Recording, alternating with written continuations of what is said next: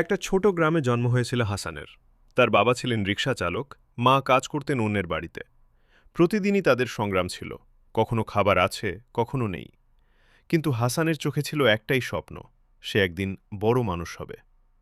স্কুলে যাওয়ার পথে সে প্রায়ই দেখত শহরের বড় বড় বিল্ডিং, আর ভাবত একদিন আমিও এমন কিছু করব। কিন্তু বাস্তবতা ছিল কঠিন। বই কেনার টাকা ছিল না, অনেক সময় না খেয়েই স্কুলে যেতে হতো। তবুও সে হার মানেনি।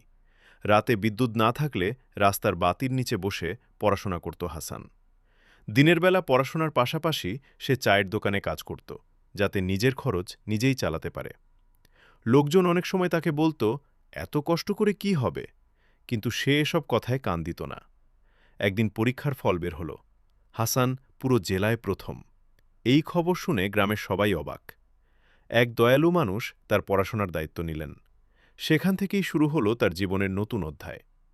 বছর কয়েক পর হাসান একজন সফল ইঞ্জিনিয়ার হল, নিজের পরিবারকে ভালো জীবনে নিয়ে এলো, আর গ্রামের জন্য একটি স্কুল তৈরি করল, যেখানে কোনো গরিব শিশু টাকার অভাবে পড়াশোনা থেকে বঞ্চিত হবে না। গল্পের শিক্ষা: দারিদ্র্য তোমার শুরু হতে পারে, কিন্তু শেষ নয়। কঠোর পরিশ্রম আর দৃঢ় ইচ্ছাশক্তি থাকলে সফলতা একদিন তোমার দরজায় কড়া নাড়বেই।